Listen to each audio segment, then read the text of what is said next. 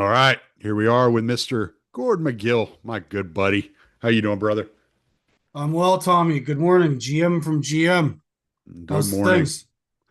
Things are things, man. Things are things. Can't do much yard work this week because the rain. It rained too much on me. But yeah, like I said, I got some fishing in, so I'm all good. I'm just chilling. Gotta get back to work tomorrow, unfortunately.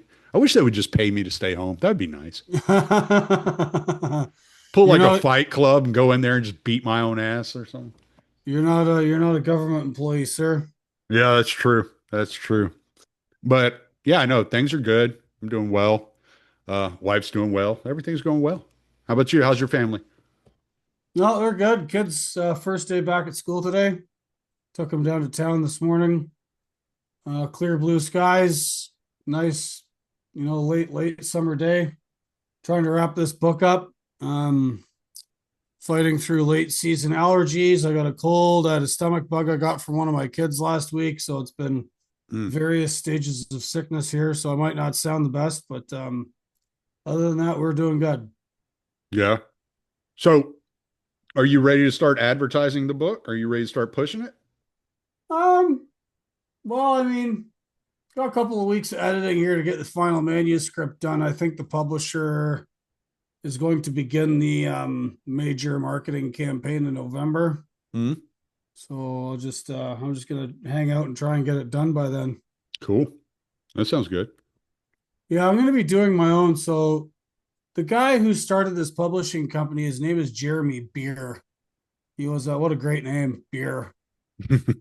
He was one of the founders of this other website called Front Porch Republic, Mm, and he worked for another publishing company called ISI for a long time. So he sort of knows the whole industry inside out and backwards. And they've got their own marketing plan and channels to distribute the book. And I told them that I would try and deal with the like trucking side of it, hmm. leverage podcasts and shows and people I know, and you know, uh, go to truck stops, go to truck shows, do in person things. So I'll probably doing more of that next year once I actually have a physical copy in my hands. Right. There's going to be an audiobook version too, given that most of the people I'm writing this for are trucking. So um, I think I'm going to be recording it. Mm.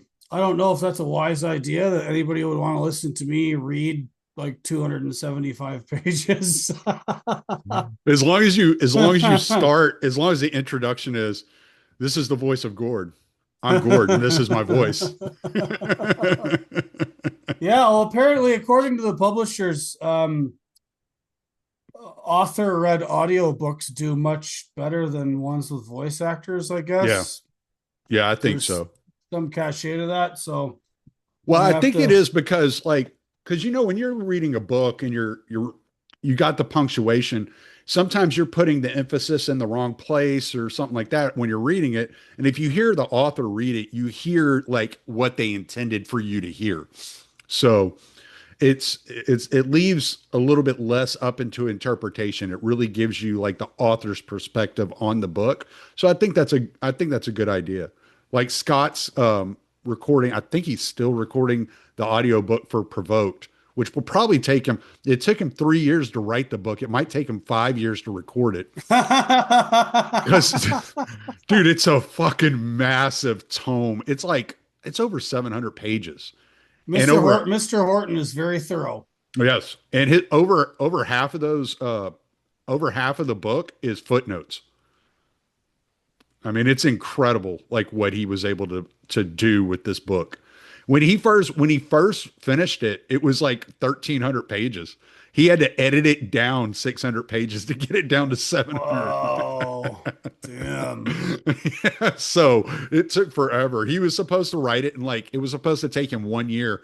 I remember when he first started it, it was right after the war with Russia and Ukraine had started. He had just started writing it. He came on my show and we were talking about it. And he's like, "Yeah, I should be done by like November or December." And then like 3 years later, it comes out.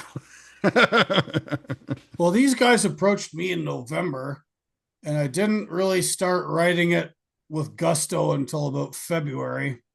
It's almost, well, we're in September now, so yeah, it's 7 months sort of Mm, working on it, part-time, full-time, kind of more part-time. And it's probably going to end up being 275, 300 pages, I right. think. Yeah. Uh, 88, 90,000 words, something like that. Yeah. So, Have you have you learned anything new that just kind of like opened your eyes to different perspectives or different ideas? well, 2025 has been an interesting year to write a book about trucking. And it's not necessarily because of anything I've learned, although I have learned a few things. It's the revelatory nature of what's going on here and people finally putting some dots together Hmm. with all of the issues which converge and collide literally and figuratively in the world of trucking. Hmm. And through my research, I've gotten to know a few more people much better, just going back and forth with them and reading their stuff. And I've also found out more about uh, some of the stuff that goes on in the background with like how trucking companies are registered and like, shell corporations and LLCs and various tricks. I've learned a lot more about the trucking insurance market that I didn't know before. Hmm. I've learned a lot more about autonomous technology and various computer systems. And I've learned that a lot of stuff being sold to us is even more fake and more stupid than what I originally thought. Hmm. Um, yeah, it's been interesting. It's also been a little bit of a bummer because I feel like I'm writing an obituary. I feel like I'm literally writing an obituary of truck driver, like the idea, the job, the archetype, Right. because all signs are pointing to extinction and all signs are pointing to punishment. So, without being too melodramatic, I think truckers are at the stage of dragging the cross to the hill. Hmm. And they haven't been nailed up on it yet, but they're on their way. And I think the autonomous truck thing is real. It's being advertised to us in deceptive ways. It's not going to take over the highways as fast as they think it is. Lots of kinks to work out, but I think they've got the technology nailed down. And now then it just becomes a matter of economics. Once those systems become cheap enough to manufacture and sell at scale, a lot of guys' jobs are numbered, days are numbered. Yeah. And the thing that drives me nuts about this is on our way. This is why I say it feels like we're carrying a cross because the truck driver as a job idea, archetype, person is being attacked on his way out the door, right? So we've got mass insourcing of labor from other countries to compete with us and make the roads less safe, driving our wages down. The bad behavior that sort of pre-existed even the insourcing of labor getting worse with the insourcing of labor begets more surveillance technology, more managerialism, more enforcement, makes Hmm. our jobs less, we have less agency and it's less free. And I'm just, as I'm writing about all of this, it's just making me feel like shit. Hmm.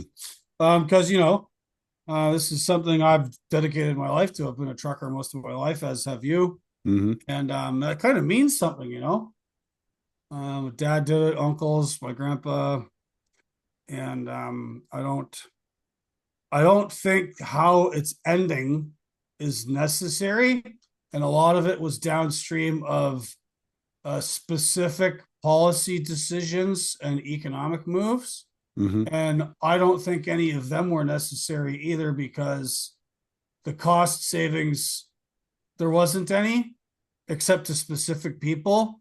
And then the actual costs of their cost savings projects have been put on others and externalized, um, both in money and uh, cost of doing business and in lives, on God's roll call from Hmm. people being killed out on the road. So, yeah, I mean, I'm happy for the book to be done. Did I enjoy writing it? Did I learn things? Yes. The vibe I have now that I'm almost finished. I Yeah. don't know. Yeah. Well, and the problem, the problem you see a lot in the trucking community is the industry is dying as far as what a driver is. I mean, and that's been going on for a while, and it's been this slow death, almost like torturous death, introducing, the radar systems outside the truck to pick up, the vehicles and stuff around you, which do more harm than good. They don't really help you. It actually makes some people less aware of their surroundings because they feel like they can just depend on these systems that are on the truck, and they don't have to check their mirrors. They don't have to do this. They don't have to do Right. that. De-skilling. We're being de-skilled, and therefore people are less careful, and therefore the perceived safety benefits you're getting from the technology are actually not gained because you're putting Right. worse drivers behind the wheel. Right. And then those people that have like kind of like you or me put themselves in a situation for trucking to be, their career, and they're maybe 10 years into it, unlike us. Like I'm 20, I'll be when I'm 22, 23 years in, and I know you're over 20 years in. You're probably what, 25, almost 30 years in? Yeah, well, 28 since I got my license when I turned 18. Yeah. So So we're kind of on the back end of our careers, right? We're looking at getting out, and retiring and spending time with our families and doing different things. Whereas these people that are 10 years in still think they have like 15 years left. And they may not have 15 years left. There may not be 15 more years. depending on what part of the market they're in, that's true. Um, One of the things I wrap up the book with, actually, one of the chapters end in the conclusion, is this question about those people that just recently got in and the people they're trying to recruit still right now. It's like, okay, so you have companies like Aurora and Torque and Kodiak Robotics who are pimping the robot trucks. They're explicit in their investor reports about coming to replace the American trucker and redirect his salary from the driver to the subscription service you're going to have to need to run these systems, right? Because you don't just buy a driverless truck. Right. It'll be bricked in your driveway if you don't pay your monthly subscription, right? It's gonna be a parasitic relationship. But this is a legitimate question. What do you do with millions of truck drivers who you've just convinced to get into some of them you've just convinced to get into the business, and you're planning on throwing them off the deep end? And one of the things I say, and this, the libertarian bros might not like this, but it doesn't matter. Politics doesn't matter. I mean, ideology doesn't matter. We have spent when I say we, I mean the American taxpayer has spent millions of dollars, hundreds of millions of dollars over the last several decades paying for truck driving schools directly through subsidies, grants, either to the student or the school itself to produce more truck drivers. Because, as I've said many times on your show before, the trucking industry has never done anything about its detention or retention problem or the Mm-hmm. churn. Just keep throwing more bodies at it, keep throwing more bodies at it. Well, would it not be fair to say that some of the bodies that did get thrown in, some of the guys that signed up voluntarily, whatever, are now facing extinction? Shouldn't the government bear some responsibility to retrain them, buy them out, do something? If you keep throwing money at truck driver training schools when autonomous trucks are 5-10 years out, they start making major penetration into the freight market. And then Mm-hmm. another 10 years after that, they'll have grabbed everything that doesn't require a human, right? I don't think they're going to let robot trucks have hazmats. I don't think they'll be doing oversized loads or bush work or, you know, um, occupational sort of trucking, vocational trucking, as it were. I think Mm-hmm. a lot of that's still going to require humans, stuff like you do with the hitchhiker delivering building materials. There's going to be a certain part of the trucking market that remains human operated, but the vast majority of the freight stuff going up and down the road is going to be robots. All those people that we're about to unemploy, we have to think about that.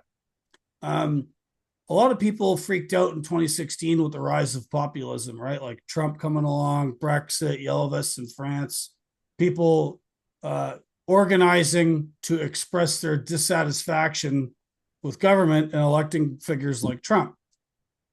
What do you do when you take, I think there's 8 million people directly employed by trucking in the United States, right? Like 2 point something million drivers, mechanics, people that work at truck stops, brokers, distribution center folks, everybody you interact with, 8 million people. Now, let's say you take a quarter of that, 2 million of them, and render them unemployed in a very short period of time. What does that do to our politics? What is that? Like these people vote and they're going to be unemployed and they're going to be angry. You thought Trump was bad. What comes next when you like kick all the truckers in the balls? Mm. You know? Yeah, yeah, because you're going to have a lot of angry young men, that are out there. I mean, I don't know, protesting is the right word, but they're going to be outraged. They're going to be loud, and some of them might be violent. Young men are among the most violent of any civilization, which is why they get sent to war, right? I know that as I've gotten older, like my tendency to like think about violence or like it's gone down substantially.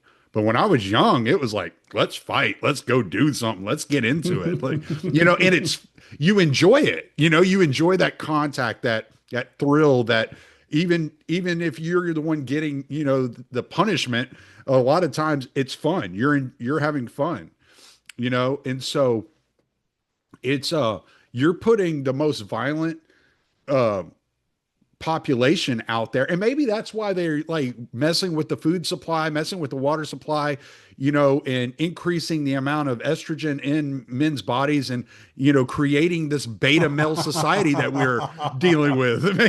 Maybe it's all a like evil Oh boy. scheme, right? Wow. So we went full conspiracy theory. Why not? I mean, you know what? I've been for the last 5 days, I've been watching the Y Files nonstop. So the more conspiratorial it is, the better for me at this point. So just before I logged in with you here, Tommy, I saw that they're doing Thomas Massey is organizing some petition, and if he gets enough signatures, it'll start a process to get the Epstein files released. Mm, I don't know how much longer they're going to keep trying to get that happening. And then on your point about males, young males and violence, I saw a video of so there's this organization in Australia called the NSN, hmm which is, I don't know, they're calling them neo Nazis, but it's just like young guys saying, hey, enough's enough with immigration. And they were like marching to this place in Melbourne, and they had to like walk a couple blocks to get there and then organize and do their speeches or whatever. And a bunch of Antifa basically rushed them. So it's just like this huge brawl. He's just throwing punches, guys getting thrown around, hmm chaos, and then the video cut out. So like that's what I was watching before I came on your show. Yeah. Epstein, But yeah, the best of humanity, the Epstein files and Antifa versus white nationalists. Good times. well, I mean, whenever, like I've recognized this, I've watched this happen, and I'm sure you've watched it happen too, and kind of been curious about it. It's like the worse the prospects for future development and for future like prioritization and future wealth and prosperity, the more ideological the young people get. Like I wasn't ideological at all growing up. It wasn't until I was probably in my mid 30s before I started paying attention to politics. I didn't give a shit about politics, you know? Like it wasn't until I started noticing that things were going downhill and that things were, beginning to operate unfairly. Now, I may have been a late bloomer and noticed a little bit later than some people, but You're too I'm busy spitting out kids. I was way too busy. I was way too busy paying for spitting out kids is what I was. You were a little too busy investigating the cavern where heaven grows. You know? But Yeah, I was trying to save for a TV and I never got around to it. But I'm the younger generation seem much more ideological. They're much more like encamped in their own like these ideologies, these extreme ideologies, whether it's white supremacy or Antifa, communism, whatever it may be. You know, they're much more encamped in these ideologies, and I didn't think about that stuff when I was in my 20s. I didn't care. Like Yeah, I was well, just like, I got to go it to was a work. I don't different give a shit. it was a different society where the robots hadn't quite taken over yet. 20 years ago, social media was not even in its infancy yet. It was still gestating. Hmm. And it was different. And now, since then, social media, mass migration around the world, which is sort of leveling and like eating everybody's wages. Now we have these quasi AI technologies and large language models and all that laying significant numbers of people off. The job market sucks. The housing market's like super expensive for most people to buy a house.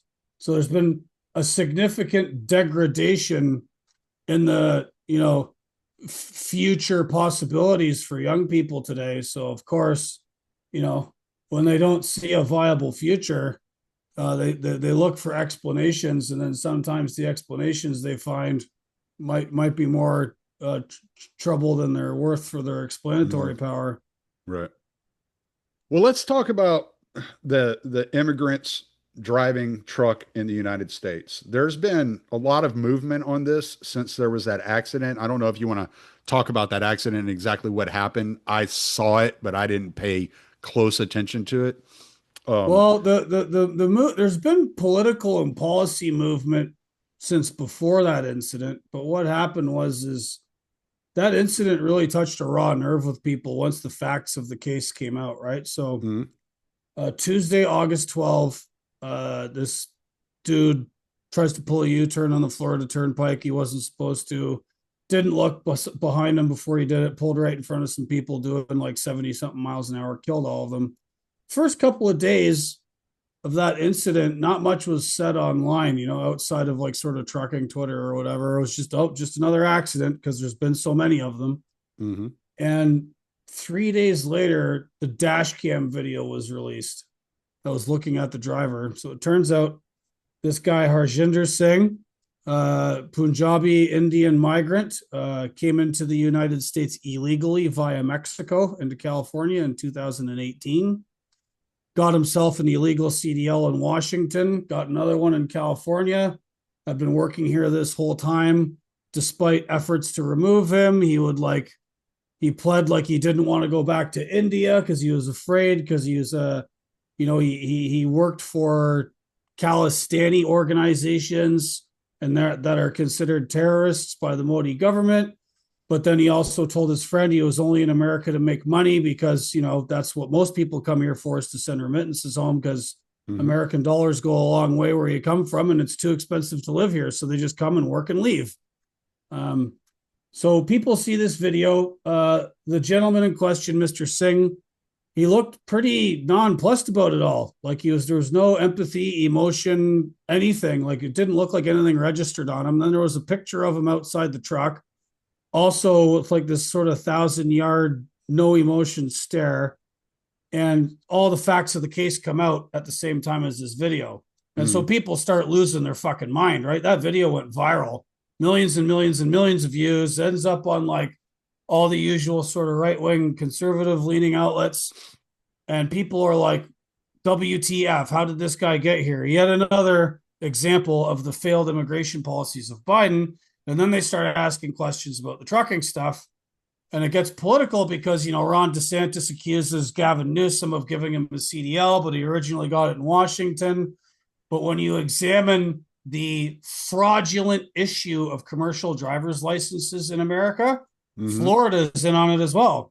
mhm, So I'm friends with this guy named Shannon in Arkansas. He's sort of like the leader of this little group called American Truckers United. Him and his boys have been doing a bunch of research into the unexplained increase in the issue of CDLs since the Biden 2021 trucking action plan. And his research shows that Florida is just as bad as California. This is bipartisan. It's not red state, blue state. It's not like, you know, places like California or Washington that, allow, what's the word for like having a bunch of immigrants and protecting them from ICE? Sanctuary states, Mm-hmm. right? It's not just sanctuary states. This is an economic program. And the economic program is this: 2021 trucking demand spike. Everybody's at home getting COVID money, ordering things online. Big spike in demand for truckers. Truckers start making a lot more money than normal, which is fine. Economic cycles comes, goes, good, bad. Mm-hmm. But, everybody is a capitalist until the price of labor gets bid up. And then they become raving socialists that want help from the government to push those prices back down. Mm-hmm. So our friends from the American Trucking Association, who began to shed drivers at an even faster rate than they normally do, because those drivers are going to work for other smaller companies that were cashing in on the COVID demand spike. So the ATA comes to Biden and says, we got a problem here. We need to get more truck drivers because they're getting paid too much and they're quitting and leaving us, and we need help. So they do. So the Biden administration tries to do, the right thing by talking to a number of experts in the field, including this guy, David Carell from MIT, who's a data scientist and has been studying the efficiency of our supply chains and specifically trucking. Carell tells the Biden administration in testimony, America does not need more truck drivers. America needs to utilize the trucking capacity it already has more efficiently and effectively. My data shows that 40% of America's trucking capacity is sitting at docks waiting to get loaded and unloaded all the time. If you eliminated that or significantly reduced it, you would free up more capacity. You don't need to hire more drivers. You don't need to insource anybody. You just work with what you got. You make it better. Mm-hmm. Steve Viscelli, who wrote the book, Big Rig, Trucking the Decline of the American Dream, also told them basically the same thing. Also, hey, pay guys more. Don't treat them like shit. They won't quit. You'll have drivers, right? What does Biden and Pete Buttigieg and his buddies from McKinsey, who ran this task force, do? Ignored all of that. And the accusation from my buddy Shannon from his research is this, and it's being investigated by USDOT right now. Investigations are ongoing, is that the Biden administration worked with between 10 and 14 states to reduce the requirements to get a CDL. And in the 12 months after that task force, this cooperation between Biden and these states effectively doubled the number of CDLs that would be normally issued in 1 year. They did that without hiring more driving examiners, without having more truck driving schools, largely without employing more Americans. And it's looking like the extra 400,000 CDLs that were issued in 2022, largely to migrants, refugees, legal, illegal, whatever, because Biden had opened the borders up. And I don't even know what's this sort of standing assumption right now of how many extra people moved to the U.S. between 2020 and 2024? Is it like 20 to 30 million? 20 to 30 million. So Biden gave a bunch of those people CDLs. Something interesting in the research myself and a number of others have been doing about this is that the sort of some of your listeners will be aware, and you'll remember this town in Ohio, Springfield, that just had plunk thousands of Haitians dropped in it. Yep. That was because they were eating the cats and eating the dogs. Eating the cats, eating the dogs. Yeah. So the same NGOs and nonprofit sort of libtard progressive save the world types who orchestrated the dumping of all these Haitians into Springfield and into another town in Pennsylvania called Charleroi.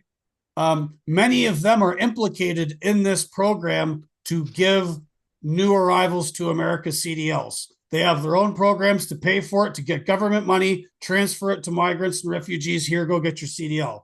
Right. So it's this other, at the end of the day, we're all paying for it, whether it depends on how it's being shuffled around. Right. Sometimes states and counties and the feds will direct money directly to truck driving schools.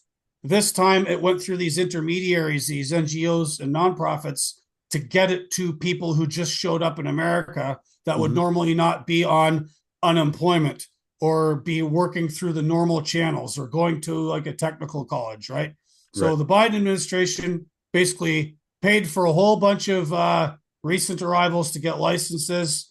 The level of training and vetting those people went through is seriously questionable and suspicious. Mm-hmm. And they are showing up in these accident numbers like crazy. And then there's the anecdotal evidence from fellow drivers like yourself and all of my friends that I still talk to on the road that, Mm-hmm. it's basically like something like a third of the drivers on the road nowadays are migrants. People, or they might even be legal immigrants that have been here for a while. Like there's been Somalis getting in the trucking business up in Minneapolis for years and years now. Indians in California. Then you have the Chicago Volvo Mafia, who's mostly like Serbs and Russians. That's Mm-hmm. a whole other thing. Those guys aren't scamming the government for truck driving school. They're just bringing guys over and putting them in trucks without work visas or licenses or anything. Those Right. guys going hard, right? So there's just all of these different sort of like there's these different levels and groups parasitizing themselves on the American trucking industry, and who's losing. I've been unemployed for Who 2 years. who's lobbying for this stuff? The American truck. Well, so here's a funny one. So a lot of people online have been sort of starting to get wise to this, right? Even some Mm. leftoids. They're like, huh, this is kind of weird. It Yeah. must just be like, oh, it's just those corporations doing it again. There's a nuance to this. The American Trucking Association, I think, kicked themselves in the ass. So they lobbied the Biden administration for this trucking task force to like get new drivers, get more people. What the ATA did not know was that the Biden administration was going to do it with migrants and refugees and people with questionable employment credentials, because the big carriers, the member carriers of the American Trucking Association, are some of the biggest names in trucking, thousands of trucks. They've Mm-hmm. already got massive risk exposure. They do not hire illegals. Right. They do not hire people without some kind of verifiable residence. They don't hire you unless you've gone to a truck driving school they recognize, right? Well, and So a lot of them won't hire you unless you have 2 to 3 years experience over the road. right. So you got to get in with like a Schneider or something like that before you go work for like Transport America or Crete or Werner or any of these exactly. larger companies. Now, so what's happening to them though is this. They opened Pandora's box by asking Biden and the feds for more truck drivers than they already normally beg for. Mm-hmm. So they get all these migrants. Well, they can't hire them and they don't. So what do the migrants do? They go to work for people from their own countries who are already here and already in the trucking business in small numbers. And then they start to grow. And then you start seeing companies like Amazon Relay, right? So you see a blue 53-foot Amazon freight box going down the road.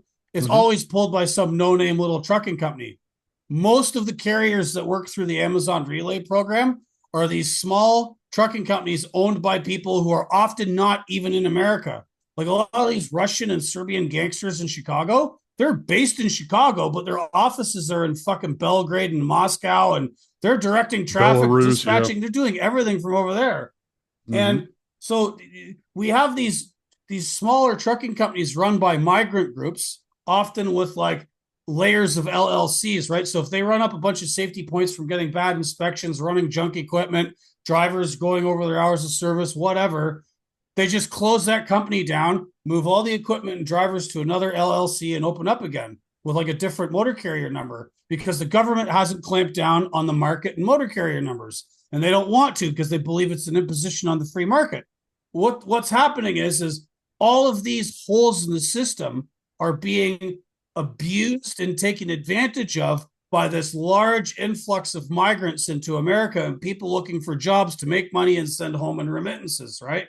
Mm-hmm. And unfortunately, because these companies are dodgy as shit to begin with, their number one priority is not the safety of the American motoring public. And if they crash the truck and lose their insurance, they'll just find somebody else to give them insurance, because there's 3 big insurance companies who are giving insurance to these friggin' people for some reason I can't understand. And I've tried to get those insurance companies to talk to me and interview for the book, and they won't. I've had a lot of trouble talking to certain people. The trucking industry is so fucked up right now that certain actors within it know it's fucked up, and they know where the bodies are buried, and they know what's going on, and they won't talk about it because they don't want to get in shit. Insurers, I've had a couple of attorneys talk to me, like accident attorneys, they've been happy to talk to me, but like other lawyers for like bigger trucking companies and other Mm-hmm. stuff that's happening, nope, won't talk. The Teamsters, myself and the current president of the Teamsters, Sean O'Brien, have Mm-hmm. written for three of the same publications: Newsweek, American Compass, and Compact. Okay. O'Brien and I both released articles on trucking at American Compass on the same goddamn day. Mine came out in the morning and his came out at lunchtime. I was put in contact with the Teamsters to talk to them about their opinion on what's happened to the trucking business and the idea of being a trucker for the book. I wanted to give them their due, even though they only represent like 5 to 7% of the Right. of truck drivers, right? Yeah. I get put in touch with their comms office in DC.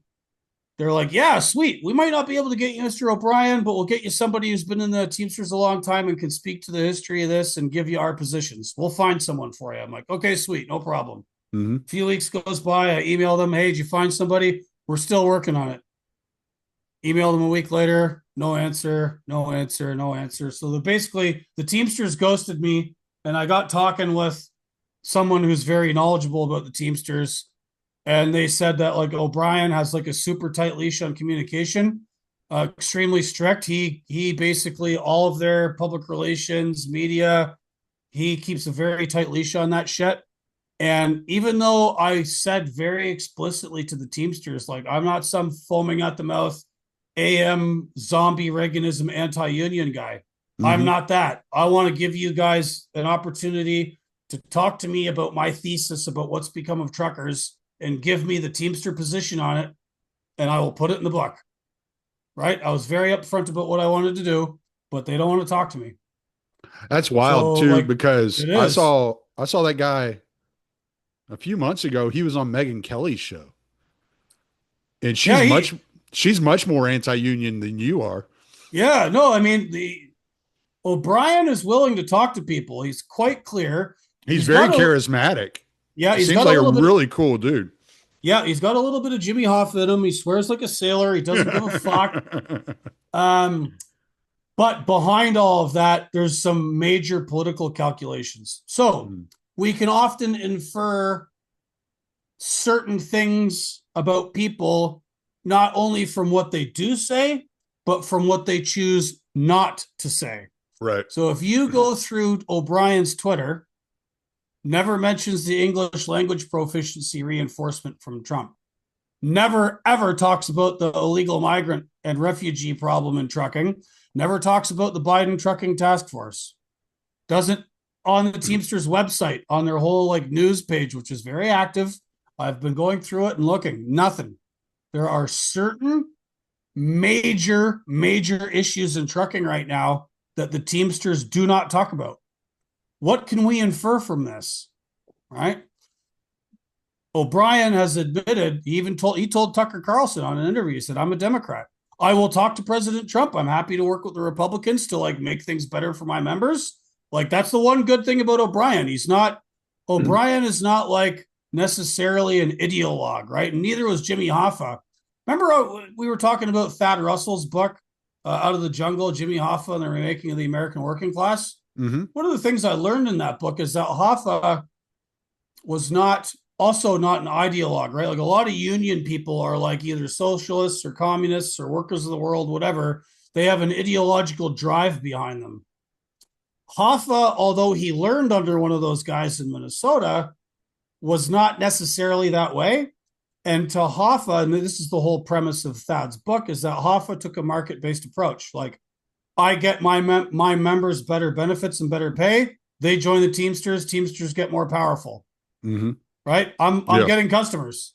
I'm getting customers. Yeah, he was Right? much more of a like he had more of a like kind of mafioso kind of mindset than a ideological mindset.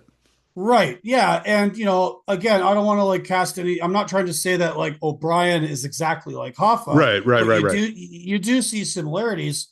And one of the things that I'm having a little trouble with, and I'm writing this in the book. Like again, I wanted to talk to them. I wanted to give them the opportunity to give me their position, and I'm having to infer some things about the issues that O'Brien does not discuss. And from where I'm sitting, something's going on with the Democrats where he will not criticize the Biden trucking action plan, will not criticize mass migration or how it affects trucking. And the thing that gets me is like, he's the general president of the Teamsters. Unions are known for two major priorities: uh, pay and material conditions. Material conditions of their members is safety on the job. They are always going off about safety.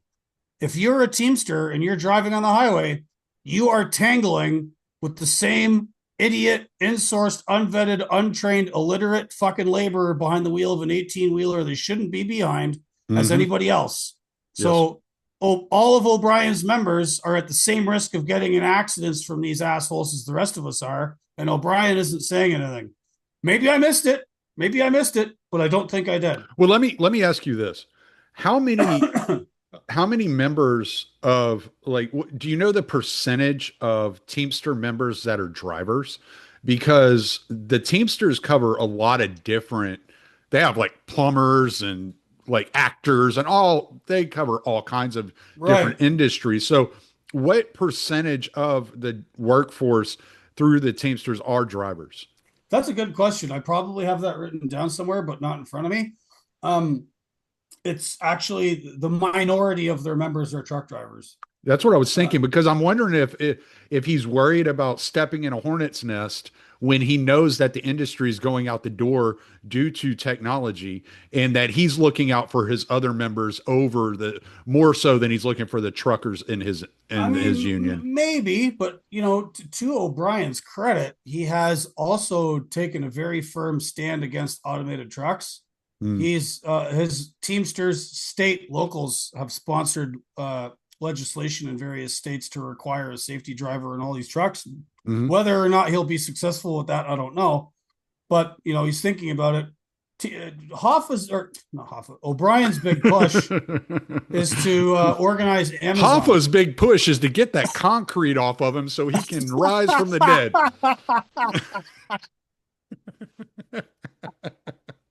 You got me on that one, Tommy. So O'Brien's been very upfront about wanting to organize Amazon, Mm, like the whole thing, the distribution centers, their sorting warehouses, all that stuff, which is fine. And he does know that Amazon Relay is using all these insourced, scummy little trucking companies that abuse foreign drivers, indentured servitude arrangements, low pay, dangerous trucks, safety issues out the wazoo. But again, his seeming reluctance to approach that head on makes me wonder. But anyway, yeah, no, I'm just wondering if he's like concerned about the rest of the Teamsters a little bit more. He's worried about the truckers at this point because he doesn't see a way to stop the innovation from moving forward. Um, I mean, maybe if that's possible. But if he is actually saying that, he's holding it close to his chest, right. and he's allowing his member locals to make legislation against the autonomous vehicle Yeah, because a stuff. lot of people don't understand that. Like, they think like joining a union is very easy, and there's like really stringent like testing that goes into joining a union. So you're not going to, like you said, you're not going to get these illegal immigrants in the Teamsters. That's not going to happen. And the illegal immigration on the road driving truck is going to affect the Teamsters as far as safety goes, and rules that come down from the federal government, because they're going to start passing these more stringent rules. Now, at the moment, it looks like what they're focusing on is the language barrier and legal requirements, as far as like legal immigrant requirements for getting a license, which I think is fair. I mean, the language thing has been on the books what since 1930s. Am I Yep. right about that? It's been Yeah, on the yeah. books for a long It's time. been on the And then books, and then Obama stopped enforcing it in 2016. and then the day I recorded with Badia, there was another law that the Trump administration, it might have been an executive order that he signed or something like that. Something else that he pushed through that had to do with illegal immigrants and trucking. And because I remember that because me and Bacha were joking that we're going to give you credit for that, even though you're Canadian. Yeah, no, I think that was the signing. That was the executive order. That was back in April. It Yeah. came into effect on June 25th. And then Marco Rubio a couple of weeks ago said they would no longer accept a number of different classes of visa drivers from anywhere in the world anymore. The problem with Rubio's announcement, there's several problems with Rubio's announcement. He said it's a pause. Mm. We don't need it to be a pause. We need it to be permanent. We Yeah. don't need we don't need more drivers. We've got tons Put here. it into this bullshit. Yep. Well, and It it's needs like if you need more drivers, why are you recruiting from other countries? You're recruiting the homeless from other nations. Well, we have homeless in our own nation. Like you can, there are some of these guys, I see them all the time. I know like some of these guys actually want to do something. They want to work. They want to get off the street. Some of them are veterans. They just don't have a chance. You know, I remember when I got out of the military, I was out of work for 10 months. It was hard for me to find a yeah. job. That's how I ended up trucking. And Yeah, it's a hard transition. it was only because my mom had connections with Halliburton that was able to get me in the door. And then when you talk about COVID and you talk about the scarcity of drivers during COVID, shit, I know I have a buddy of mine. You know him too, but I'm not going to mention his name right now because I don't know if a statute of limitations has passed. But his company had him running for 18 to 20 hours every day to and there was an exemption form that came through for necessary items like foods and stuff like that that you were able to during the COVID period you were able to run I think 16 hours a day, but he was running like eight. He was doing 1,000 miles a day sometimes. I mean, Yeah, no, the he was running. yeah, there was an emergency hours waiver during COVID. One of the funny things about that is when that waiver was in place for about 2.5 years, and when they ended it, I can't remember. Was Overdrive magazine either did the study themselves or they reported on the people who did, where they went back through and went through all of the collision data during COVID to find out if anyone involved in any collision or incident was operating on one of these waivers, and they could attribute that collision or incident to those people being tired from like working too long. And out of all of that, there was only two, and it was two little local propane delivery trucks like I used to drive, guys that would go home every day anyways. Mm-hmm. Minor instances of bumping into stuff. Nobody got hurt, but nobody driving an 18-wheeler in the United States during the COVID hours waiver got in any incident whatsoever, which brings the whole thing into question. Why micromanage us and tell us how to operate when we do manage our own affairs, even in an emergency? I know when I'm tired. Most professionals are like, that's it, I'm going to bed. Yeah. Right.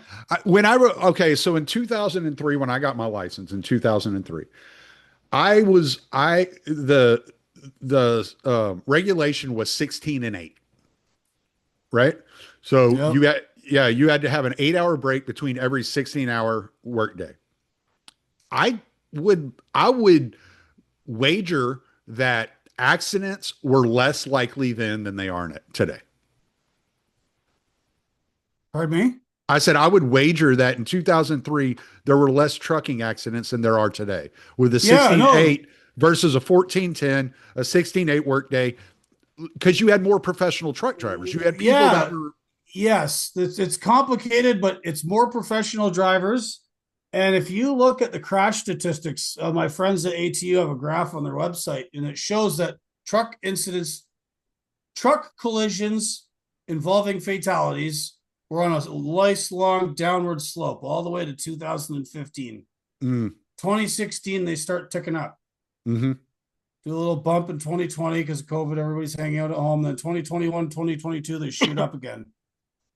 What happened in 2016? Obama waived the out of service orders for English language proficiency. What happened in 2021? Biden does his trucking task force, starts flooding the place with migrants. What's happened since both of these things? Trucking fatalities and injuries have gone up. It's not because these people are necessarily from some other country or another culture, although that's part of it. It's because all of the loopholes that were opened to let them in here imply a reduction in training and requirements and safety vetting in order to facilitate bringing them here in the first place, right? We're not the whole trucking task force thing where they doubled the number of CDLs. They didn't go to Norway and say, "Hey, Norway, can we borrow 10,000 of your highly trained truck drivers that know how to haul logs in the winter and up and down mountains?" They didn't go Right. to Australia and say, "Hey, can we get like 20,000 a year truck drivers that pull road trains and do heavy shit and like really know what they're doing?" We didn't get the cream of the crop of the world's truckers. Biden just took whatever fucking biomass washed up on shore and handed them a CDL. And Mm-hmm. look what happened. Well, okay, so let's get back to the specifics of Mr. Singh. So I have some questions about his particular situation.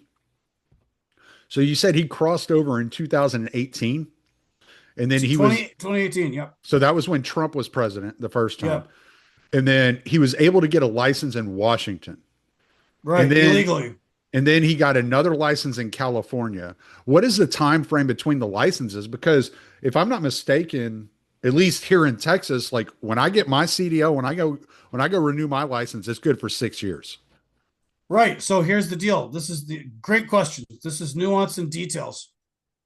Buddy crosses the border into California in 2018 illegally. Hmm. Somehow he gets work an employment authorization document during Trump's tenure. I think this guy claimed that he was like a political asylee, like Hmm. because he's a Sikh and a Khalistani or whatever. Okay. Um, there was several attempts to get him to leave when like his visas were running out, Hmm. and somehow they just kept getting renewed or reissued, new version of it under Trump and Biden. So this is both administrations. The license he was issued in Washington state was illegal because under the law, his the visa he got because it was based on an asylum claim, Hmm. that does not allow you to get a CDL. Washington gave him one anyways.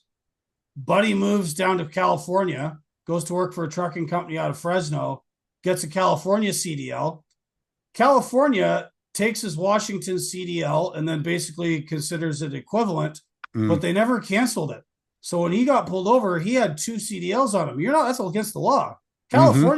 California or Washington were supposed to cancel that first CDL and they didn't. Right. Not that that's a big deal, but it just goes to show you the holes in the system, Right. It right? just shows you that they're just completely impotent when it comes to actually following up on any of these things. Exactly. And as far as the length of CDLs, you can get there's two different names for it, which I said before. There's non-domiciled, and then there's limited term. Hmm. And if you get a CDL after showing up here as a refugee or asylum seeker or whatever, and they give you some kind of temporary work authorization, that CDL you get is supposed to expire when your work authorization expires. Hmm. Not 6 years, not 4 years. If you have an employment authorization document from the feds for whatever reason you're here, when that expires, the CDL is supposed to expire at the same time. What's happening is the states aren't doing it.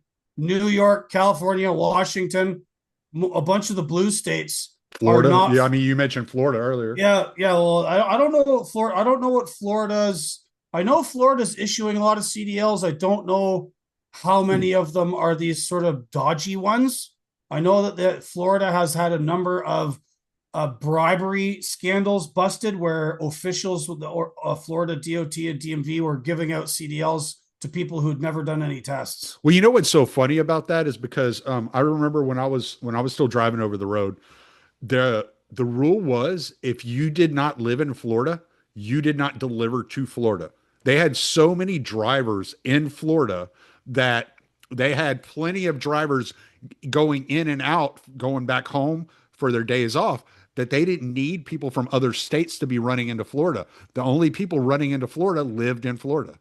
At least the companies I worked for. Like it might be different for different companies, but with Transport America and Crete, if you didn't live in Florida, you didn't go to Florida because they had so many drivers that lived in Florida. They didn't need anybody else Right? Yeah, running and down there. Florida is a weird dead zone for freight.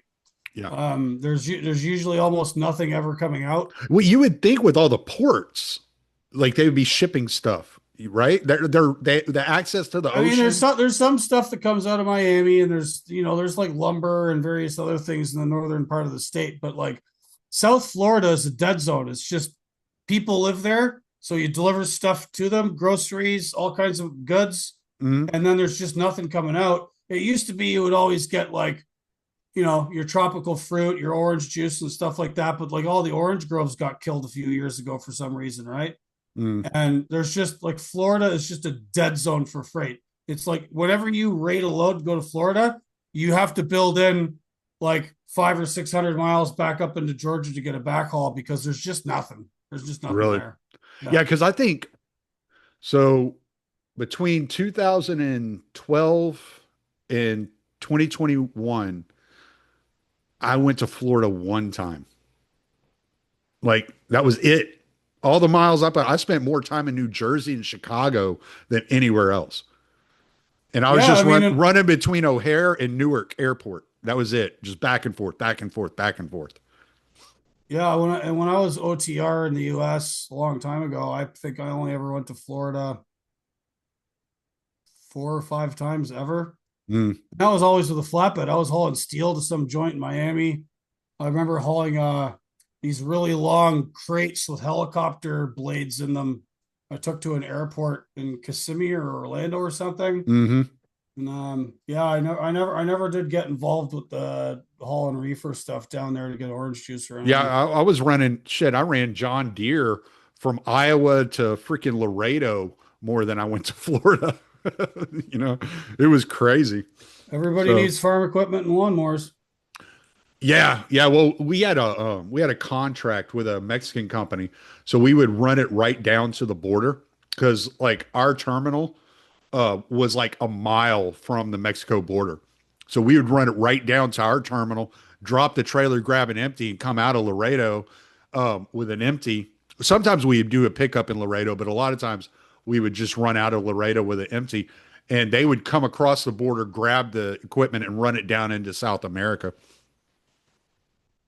Yeah, that sounds about right. Yeah, not too many American or Canadian truckers go into Mexico. The Mexicans basically handle everything because the language barrier, right? Like, so here's the thing. North Americans, broadly speaking, speak English. All the road signs are in English. It's the lingua franca of our communication with one another.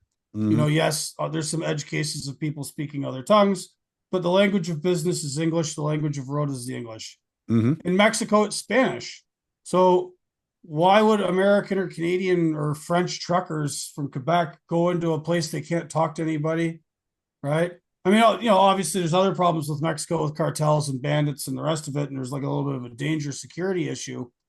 But the language barrier keeps people out. All trucking in Mexico is either done by Mexicans or like guys from Central America that happen to be working there, Hmm. and that's just a sort of natural barrier. And what they're trying to do with the United States and Canada is say that shouldn't be a barrier anymore. It doesn't matter how you talk or communicate, you can just come here and work, which is to serve the interests. We could get deeply political about Well, we this. had talked about this. We had talked about this last time you were on. I think that was in March, February, March, somewhere around there. And I had just gotten back from Namibia, and I was telling you how confusing it was learning to drive there. I mean, it. I mean, I'm a professional driver. I've been doing it for a long time, so it didn't take me but a couple of days to figure it out. But if my father-in-law wasn't with me, I wouldn't have known what half those road signs meant because they don't use words. It's just numbers and colors and I don't know. I wasn't trained to read that stuff. And in in Namibia, they recognize an American driver's license as legitimate. So I could go over there and just rent a car and drive, and no testing, no questions asked, right? But if I didn't have some sort of knowledge that okay, these people drive on the other side of the road, number one, number two, I don't know what any of these road signs mean and I had somebody there to interpret it for me. That was the only reason I was okay is because I had somebody to tell me these people are coming over here. They don't speak the language. A lot of our road signs are actually written out in Word. In a lot of other countries, it's not. It's symbols, it's colors, it's numbers. You Yeah. don't get Well, words. well, another thing too is with the again with the it's getting back to the language thing, and this should be obvious, but you never know. Um, Construction signs, warning signs often are in English. Hey, Right. left lane closed in 1.5 miles, reduce speed to 40 miles an hour, live work zone. Or if you're coming into Wyoming, 80-mile-an-hour wind speeds, all trucks must park. And Right. then some guy from Somalia just keeps going, right? Like, and then gets blown over. Yep. Donner Pass, chain law in effect. All of this stuff is in English. You come down some mountain in Colorado, the top of the mountain, there's a big old sign saying pull here, check in your brakes, and there's a map of the downgrade with Hmm. like all of the different grade changes, how long they are, how fast you're supposed to go, what gear you're supposed to be in. There are guides for this stuff. It's all in English, right? There was Hmm. a really famous crash in Colorado a few years ago where this guy come down I-70, lost control, lost his load, crashed into another vehicle. It started on fire. 4 people were killed, and they were going to put this guy in jail for 110 years. The governor commuted his sentence, but it turns out that like he drove by a bunch of like runaway lanes for downhill trucks that have lost their brakes because he didn't know what they were. The Yeah. guy was from Cuba and never learned English before he got his CDL. Right. Yeah. I mean, I've often told the story about going into Wyoming, and I was crossing through had to cross through Elk Mountain. And as soon as I got into Wyoming at the way station, it says all trucks must stop. I was like, all right. So I pull up, I pull on the scale. They're like, hey, we need you to come in with your paperwork. I said, okay. So I run in with all my documents, my load slip, everything. They look at the load slip. There's like 13,000 pounds. What are you carrying? I was like, it's an Amazon load. I don't know. And they're like, you're not going to be able to go. And I was like, why? They're like, you need at least 30,000 pounds on your trailer to make it through Elk Mountain right now because the winds are at 75 miles an hour. Like, if you don't know like what this is saying, you just keep rolling, and Yep. I wind up in Elk Mountain and I flip over, and anybody can go Google, you can go to YouTube and you can look up Elk Mountain 18 wheeler turnover. There are thousands of them. It happens all the time. The wind, it funnels in there because you're in a mountain pass, and that wind just funnels in there and it just rolls trucks over left and right. And if you're no way enough, you're not going to be able to keep your wheels under you. Yeah, there's a very famous area in Canada like that. When you take the ferry to Newfoundland from Mm, Nova Scotia, so you get on the ferry at North Sydney, take the boat ride over to Port aux Basques. Now you're on the west side of the island. It's another 500 miles to St. John's yet. You can take the ferry, goes around the other side, but it costs a lot more money.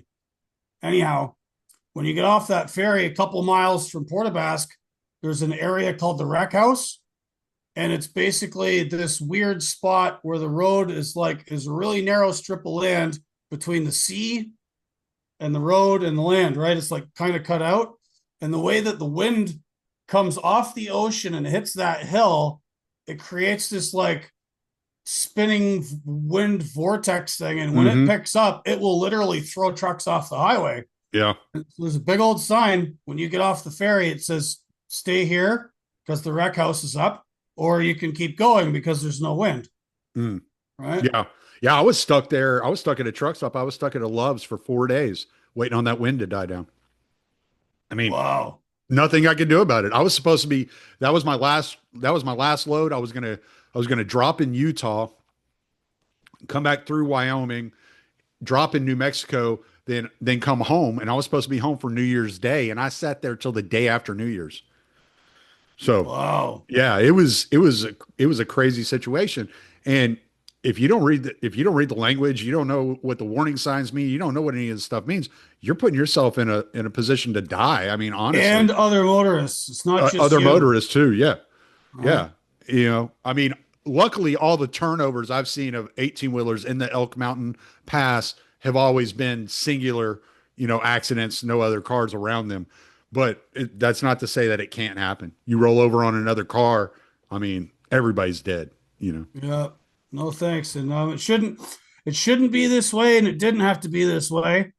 But our ruling class has decided that truck drivers are just replaceable, human resources slurry, and Hmm. they can make themselves feel better about giving jobs to the disenfranchised of the rest of the world. And if anybody objects, they'll just call us racists or whatever. And Well, I would submit to you to say that to the hundreds of families in this country of people who've been killed in accidents and collisions with somebody behind the wheel of a truck that shouldn't have been there, simply because you don't believe in paying native North American truck drivers the wages they're typically afforded, and you don't believe in safety. They keep putting in lane control systems and front collision avoidance and ELDs, but the statistics keep going up. The collisions keep happening. The Mm-hmm. technology is not delivering anything because technology is not a good cover for bad people. Not I'm saying that it's bad. It's not a good cover for people who aren't trained. If Right. you do not have a competent operator on a piece of equipment that knows what they're doing, all the safety tech in the world is not going to save them. It's just not. It's been proven. The problem. I had a really interesting conversation. You'll like this, and then I gotta go. Yeah. But I'm interviewing one of the few insurance guys that would talk to me. In fact, he wasn't an insurance guy. He owned a bunch of trucking companies, but he had dealt with insurance people long enough that he thought he could offer me some insight, because this gentleman was told by the person that connected us that Mm-hmm. I was having difficulty finding insurance people to go on the record for the book. So I'm talking to this guy. He owns 110 trucks in a company in Ohio. And he's been in the trucking business his entire life. And we're talking about these very things. And I said to him, I'm like, why? Like, that the driver facing camera does not prevent an accident. It just tells you what went wrong. He goes, yeah. I said, the front collision avoidance systems don't matter if you still get in an accident. He goes, yeah. He goes, I know that. He says to me, he says, I know that. You know that. We all know that the technology is not preventing anything. What it is preventing is me losing my company in court.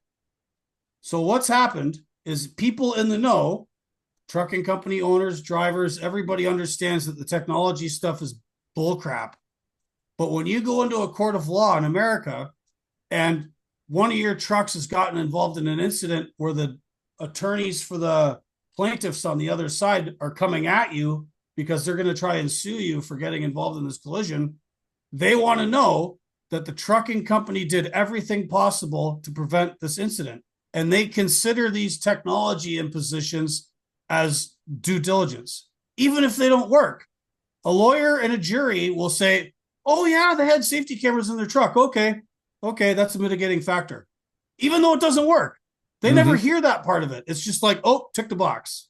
So, on the off chance you ever get in an accident, on the off chance you as a professional operator are ever involved in one of these incidents, the reason that you are being insulted with a camera staring at you and being forced to drive a truck that tries to let you not change lanes on your own when you're trying to avoid an alligator or something, and that wants to fight you, and then a front collision avoidance system that gets spooked by shadows and slams the brakes on and might put Mm-hmm. you into a jackknife situation. Everybody and their dog knows that technology is not the answer, except lawyers and juries.